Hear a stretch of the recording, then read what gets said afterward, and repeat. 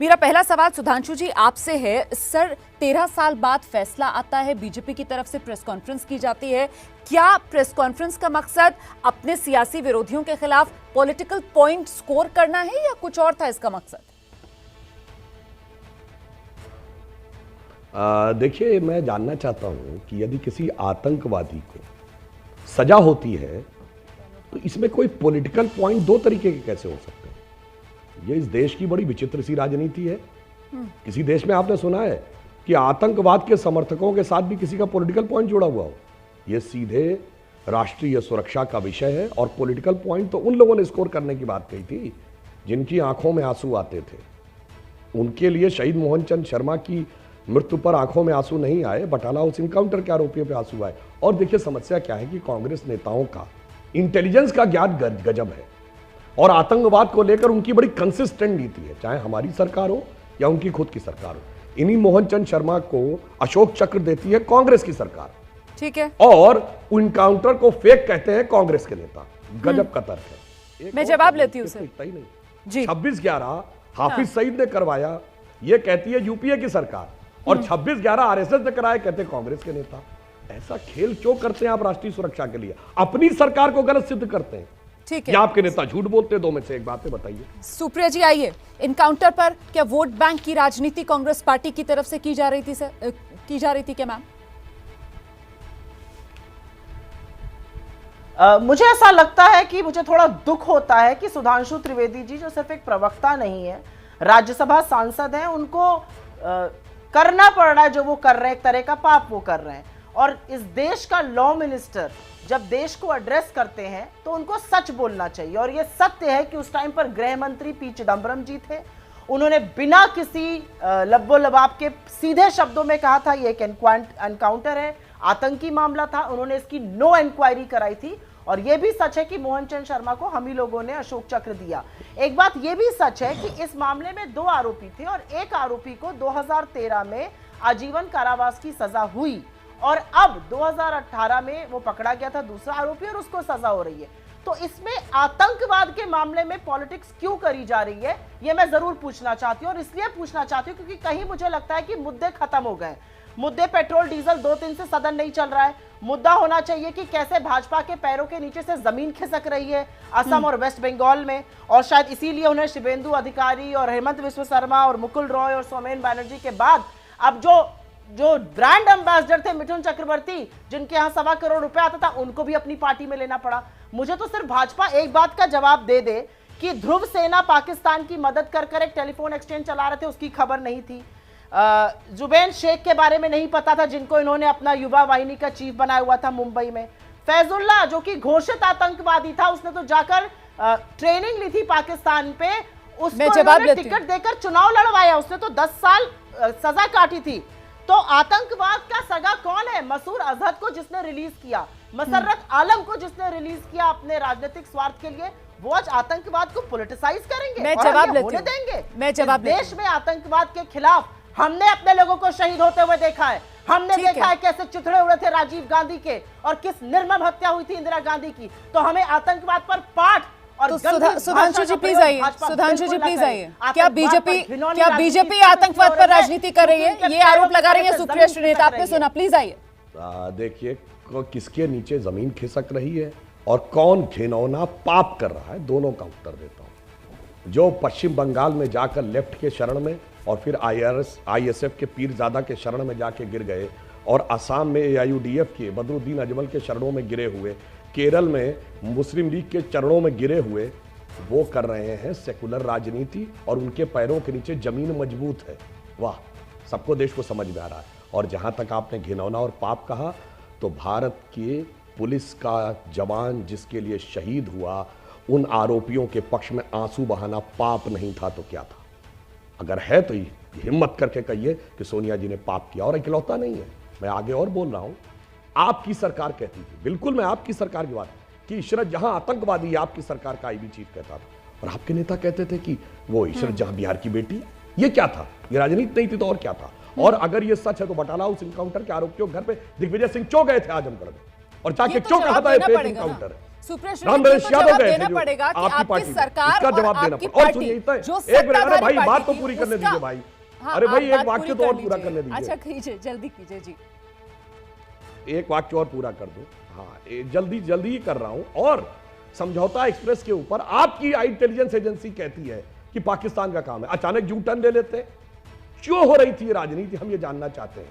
ये बताइए, अफजल गुरु को आपकी सरकार ने फांसी दी और आपके नेता कहते हैं हालात का मारा है। याकूब मेनन को आपकी सरकार में फांसी होती है और आपके नेता कहते हैं जुडिशियल करेंगे। यह राजनीति है सुप्रिया जी, सरासर राजनीति है कि आपकी एजेंसी कुछ कहे और आपके नेता कुछ और कहे। ठीक है, विरोधाभास की राजनीति सरकार और सत्ताधारी पार्टी के बीच। रोमाना जी, जितना मुझे याद है सलमान खुर्शीद जी ने आप ही का एक इंटरव्यू किया था आप ही के साथ, और उन्होंने पूरी तरह से कहा था, जब पुलिस और सरकार की जो फोटो दिखाई गई तो मिसेस गांधी ने कहा था इससे मुझे कोई लेना देना नहीं है, जो पुलिस काम कर रही है वो सही कर रही है। ये आप ही के शो पर, जहां तक मुझे याद है आप ही शायद वो पत्रकार थी। खैर, उस बात का क्यों नहीं जिक्र किया जाता मुझे नहीं पता है। मैं जरूर दो बातों का उल्लेख करूंगी। करनाल सिंह जो कि दिल्ली पुलिस के उपायुक्त थे, उन्होंने कहा था 22/2/2009 को वहां तब प्रधानमंत्री मनमोहन सिंह जी ने उनकी भूर भूर प्रशंसा करी थी बाटला हाउस एनकाउंटर के लिए। और एक बात और बता दूं, आज रविशंकर प्रसाद जी आकर इधर उधर की बातें करते हैं। इन रविशंकर प्रसाद जी से दो सवाल पूछ लीजिए, कोई नई एविडेंस तो नहीं लाए थे। एविडेंस तो कांग्रेस की सरकार के दौरान ही जो पुलिस ने इकट्ठा करी थी वही है, उसी से प्रोसिक्यूशन हुआ है। कोई नए तगमे तो ये लेकर आए नहीं है, कोई नए मोहरे तो ये लेकर आए नहीं। तो किस बात की राजनीति ये कर रहे हैं, इस बात का जवाब देना। इन्हीं एविडेंस के आधार पर पहले एक प्रोसिक्यूशन 2013 में ऑलरेडी हो चुका था, उस पर दूसरा हो रहा है। मैं फिर से सवाल पूछूंगी, मसर्रत आलम का प्रिवेंटिव डिटेंशन क्यों हटाया गया? फजुल्ला जैसे आतंकवादी को क्यों टिकट दिया गया? भाजपा ने उसको टिकट देकर चुनाव लड़ाया। जुबैर शेख को कैसे, बांग्लादेशी घुसपैठिया था, कैसे इन्होंने अपनी पार्टी में पद दे दिया? और ध्रुव सक्सेना के बारे में तो इनको पता ही नहीं चला। इन बातों का जवाब तो आज देश मांगेगा, और देश इसलिए मांगेगा क्योंकि देश जानना चाहता है 100 पर पेट्रोल क्यों है। देश जानना चाहता है आप क्यों ध्रुवीकरण करने लगते हैं जब चुनाव आता है। जब चुनाव आता है पाकिस्तान में बम फटने लगता है बॉर्डर पे।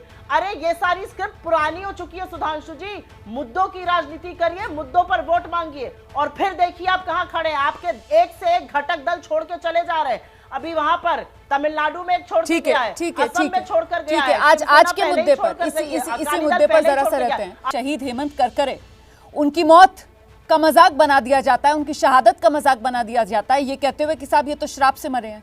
सर, ऐसी सियासत भी तो देश में देखते हैं ना, तब क्यों चुप्पी साध ली जाती है? रोमाना जी, जब कांग्रेस का एक नेता कहता शहीद हेमंत करकरे ने मुझसे बात की थी, क्या कहिएगा आप? ये बताइए किस कैपेसिटी में बात की थी भाई? ये शहीद हेमंत करकरे का मजाक नहीं है। अब तो वो जीवित नहीं रहे ये बताने के लिए कि दिग्विजय सिंह से वो क्यों बात कर रहे थे, जबकि वो सरकार का हिस्सा नहीं थे, वो होम मिनिस्ट्री का हिस्सा नहीं थे। एक स्पेशल टास्क फोर्स का ऑफिसर उनको बता रहा है। तो सोचिए ना, 26/11 हाफिज ने कराया। अब देखिए चिल्लाने लगे, अब चिल्लाने लगी है। अब जहां आएगा, अरे पता है अभी तो आप जा रही थी, अभी भाग रही थी, अब चिल्लाने लगी। दो ही रह गए। अरे ये बताइए 26/11 हाफिज सईद ने कराया कि आरएसएस ने? अगर हाफिज सईद ने कराया तो दिग्विजय सिंह ने क्या कार्रवाई की आपने? और अगर आरएसएस ने कराया तो सरकार ने क्यों बोला हाफिज सईद ने? दोनों बातें। सर, मैं बस ये जानना चाह रही हूँ कि सियासत अपनी सहूलियत के हिसाब से हर एनकाउंटर, हर शहीद, हर आतंकवादी को अपनी सियासी सहूलियत के हिसाब से क्यों देखने लगती है? मैं तो ये जानना चाह रही हूँ, मैं तो ये जानना चाह रही हूँ कि सियासत अपनी सहूलियत के हिसाब से क्यों देखती है? सर, चाहे एनकाउंटर हो, चाहे आतंकवादी हो, चाहे शहीद है, उसको हथियारों के साथ खड़े हैं ये वो लोग हैं। इसका कोई जवाब है?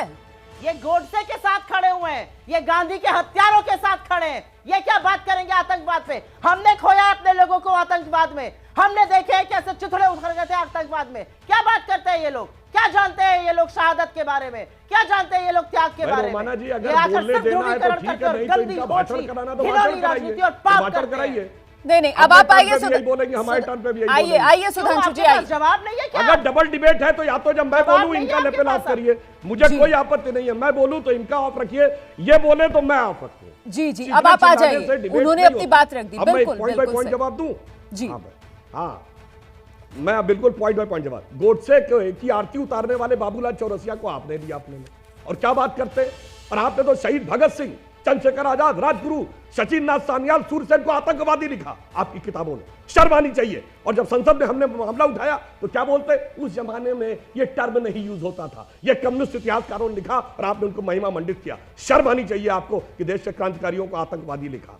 और अगर आज के जमाने की बात करें तो मैं कहना चाहता हूं कि आतंकवाद के हर मामले में कांग्रेस ही साथ में क्यों खड़ी होती है, क्यों आतंकवादियों के साथ में खड़ी होती है, क्यों सबसे बड़े आतंकवाद के आरोपियों घर पे जाके सिजदा करते हैं, अपनी सरकार को झूठा साबित करते हैं। आपका गृह मंत्री कहता आतंकवादी है और आपके नेता जाके कहते हैं कि ये तो बेटी है। इसलिए आपकी समस्या ये है कि आपने मसर्रत आलम पिछली सरकार के निर्णय से बाहर आया। अरे झूठ मत बोलिए, 3 दिन में मसर्रत आलम वापस गया था, 72 घंटे में वापस गया था। और मसूद अजहर को आतंकवादी हमने घोषित कराया, मसूद अजहर को आतंकवादी हमने घोषित कराया। और एक और बात बता दूं, इन्होंने कहा कि इंदिरा जी और राजीव जी शहीद हुए थे, तो इंदिरा जी के बारे में अपमानजनक बात करने वालों के साथ खड़े, शहादत पे जरा भी आपको शक रहे तो जिन्होंने कहा कि इंदिरा जी को ठोक दिया उनके साथ ये नहीं होता। फिर रोमाना जी देखिए, अब ये बदतमीजी करनी है बहस में तो फिर आप मुझे मत बुलाया करिए। सर समय मेरे पास इतना ही है, समय मेरे पास इतना ही है, समय मेरे पास इतना ही है, समय मेरे पास इतना ही है। बहुत बहुत धन्यवाद, बहुत बहुत धन्यवाद आप दोनों का।